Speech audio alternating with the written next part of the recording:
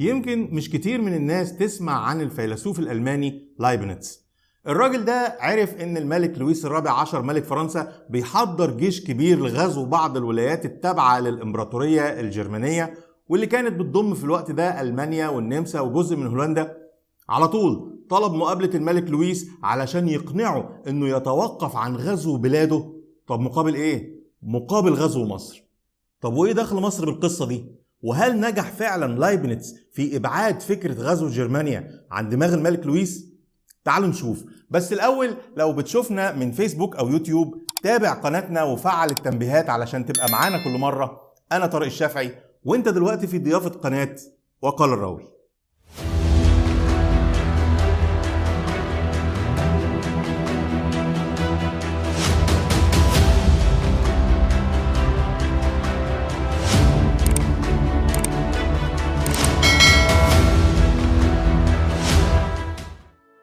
العالم والمفكر والفيلسوف الألماني جوتفريد فيلهلم لايبنيتس عاش في ألمانيا تقريبا في القرن السابع عشر. برز في مجال الرياضيات البحتة والعلوم، يعتبر مؤسس لعلم التفاضل والتكامل بشكل مستقل عن كل العلماء اللي قبله، إلى جانب عديد من المجالات زي الفلسفة واللاهوت والفيزياء وغيرها. ولأنه كان راجل فيلسوف كان شايف إن من الخطأ إن الأوروبي يحارب الأوروبي اللي زيه. لازم تتوقف كل الحروب، وإن كان ولا بد تحصل حرب يبقى توجهوا سلاحكم نحو عدو خارجي، توجهوا أنظاركم وأطماعكم للشرق. واللي كان شايف زيه زي أغلب الأوروبيين في الوقت ده إن أهله بربر وهمج وأعداء ليهم في نفس الوقت. الحرب دي هتمكنكم من الحصول على خيراتهم وتجارتهم واستخدامها في سباق التقدم اللي كان بدأ في أوروبا من أول عصر النهضة. فلما وصل لأسماعه رغبة الملك لويس في غزو بلاده، راح اعتكف لفترة في بيته، عزل نفسه عن الدنيا، كتب مذكرة طويلة من مئات الصفحات للعرض على الملك لويس. لما خلصها نسخها من نسختين، كتب عليها من بره المخطوط السري لغزو مصر. طلب يقابل الملك لويس، قدم مذكرته بجواب مختصر للعرض على سكرتارية الملك.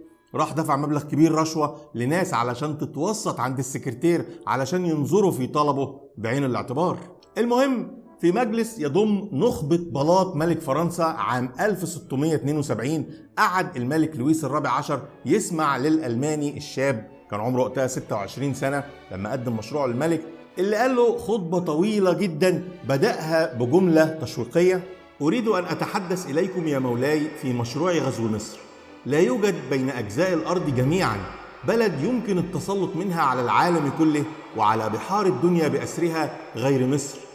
لماذا تخسر المسيحية تلك الأرض المقدسة التي تصل آسيا بإفريقيا، والتي جعلها الله حاجزا على البحر المتوسط والبحر الأحمر ومدخلا لبلاد الشرق جميعا ومستودعا لكنوز أوروبا والهند؟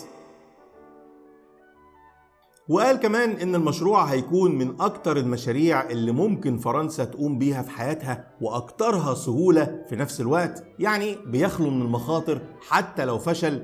وده لأن الظروف الحالية، قصده على وقتها يعني، بتخدمه جدا وكأنه أمر إلهي أو رغبة مقدسة، يعني كأن ربنا هو اللي قال له اعمل كده. ولما الناس هتسمع عنه هتعجب بيه جدا وهيلمسوا بنفسهم سر المعجزة أو الحكمة العميقة للرؤية السياسية اللي بتتجلى فيه. إلى جانب أنه المشروع نفسه هيرسخ لفرنسا بصورة مؤكدة السيادة في مجال البحر والتجارة، مش هيتطلب أي موارد أو تجهيزات غير اللي موجودة ومتوفرة فعلا. كمان هيكسب عرش فرنسا من وراها مزيد من الحب اللي هيبقى من سائر الشعوب لما يزيل الشكوك اللي من ناحيته وينهي العداوات بينه وبين شعوب أوروبا، وممكن يحقق الهيمنة على الأعمال والسيادة العليا على شؤون المسيحية. وبيتعهد للملك نفسه بتحقيق الخلود من خلال فتوحات زي اللي عملها الإسكندر الأكبر. أكد ليه كمان إنه مش هيندم أبدا إذا أحسن استغلال هذا المشروع وبسرعة.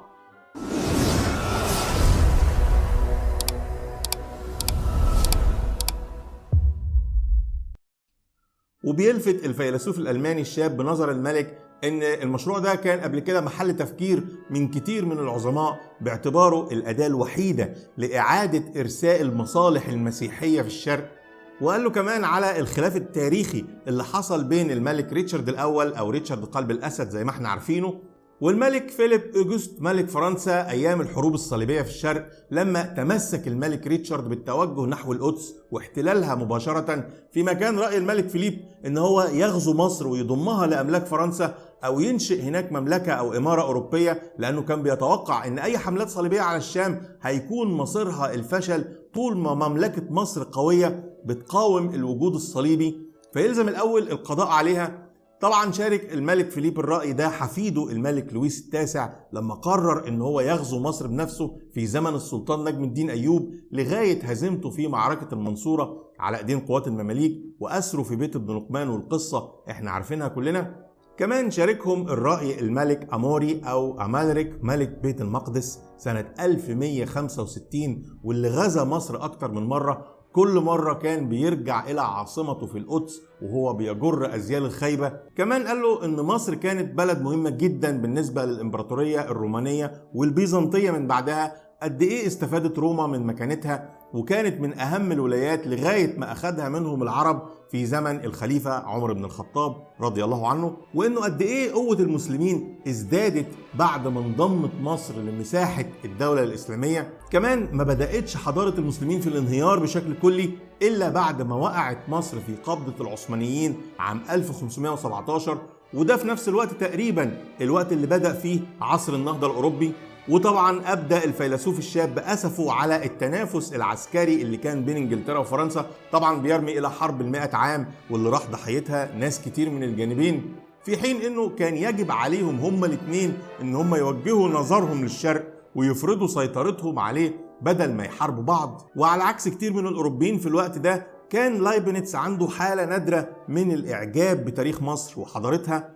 قال للملك انه تاريخيا غزو مصر من خارجها غالبا بيكون شيء اسهل ما يمكن، زي ما حصل في الفرس ايام قمبيز، او الاغريق بقيادة الاسكندر، او الرومان بقيادة اوكتافيوس، او العرب بقيادة عمرو الرهيب، طبعا قصده الصحابي الجليل عمرو بن العاص.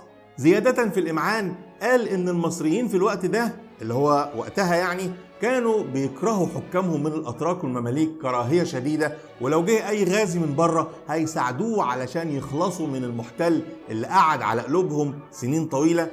قال للملك كمان ان نفس الشيء حصل لما دخل الاسكندر الاكبر بجيوشه ينتزع مصر من الامبراطوريه الفارسيه.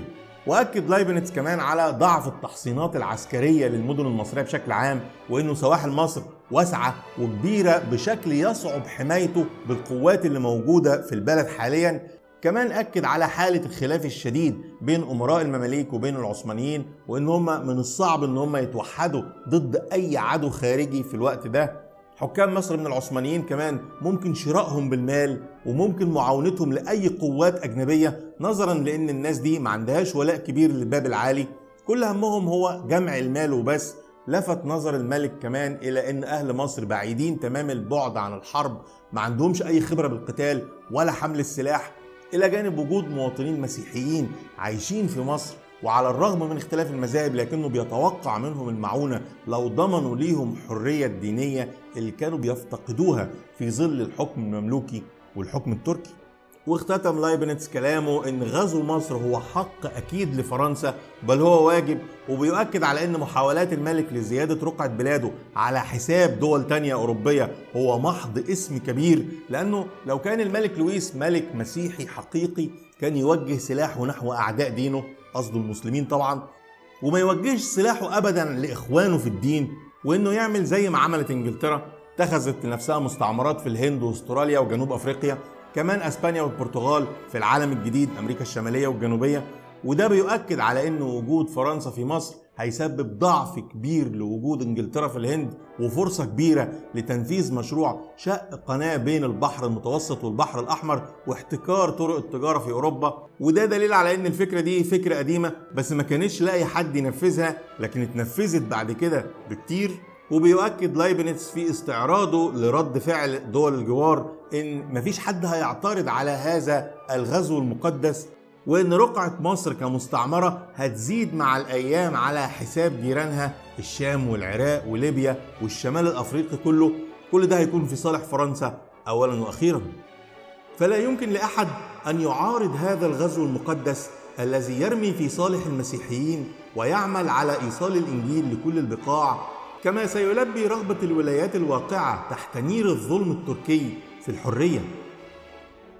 وعلى الرغم من ان الملك لويس الرابع عشر ما كانش مقتنع قوي بكلام الفيلسوف الشاب، وكان من رأيه ان زمن الحروب الصليبية ده انتهى خلاص من مئات السنين، محدش هيقتنع دلوقتي ان احتلاله لمصر غزو مقدس، الى جانب انه علاقة فرنسا بالدولة العثمانية وقتها ما كانتش وحشة، فطبعا مش هيغامر بالنقطة دي من اجل مغامرة مجهولة الله اعلم هتنجح ولا هتفشل.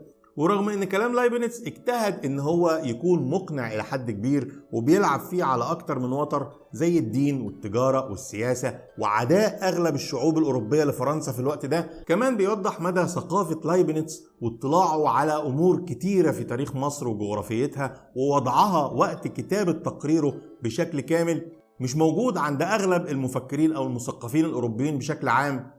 ألا أنه أولا وأخيرا كان غير الفكرة اللي كانت في دماغ الملك لويس، واللي مش من السهل طبعا استبدالها بفكرة تانية مهما كانت مقنعة، بدليل أن الملك لويس طلع بعدها بالفعل في غزوات وحروب عديدة في هولندا وشرق بلجيكا، لكنه احتفظ بالمشروع السري بتاع لايبنتس في المكتبة الملكية في باريس علشان يقع بعد كده بعد أكتر من 100 سنة في إيد شاب اسمه نابليون بونابرت يحول حلم لايبنتس إلى حقيقة، ويخرج في حملة بأكتر من 36 ألف عسكري علشان يبني لنفسه مجد جديد في بلاد الشرق ويضايق إنجلترا في مستعمرتها في الهند، ويؤسس إمبراطورية فرنسية تمتد من شمال أفريقيا لغاية إيران وأفغانستان قاعدتها تكون في مصر، ونناقش ده إن شاء الله في حلقة لاحقة، تابعونا.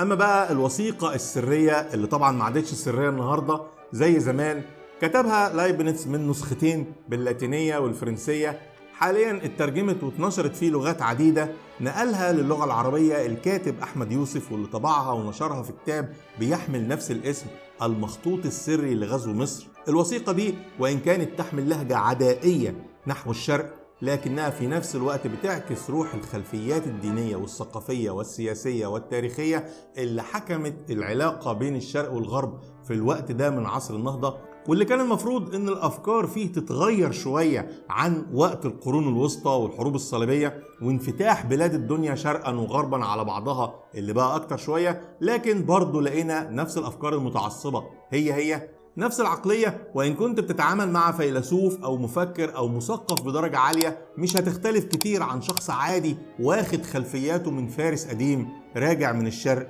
بعد انتهاء زمن الحروب الصليبية.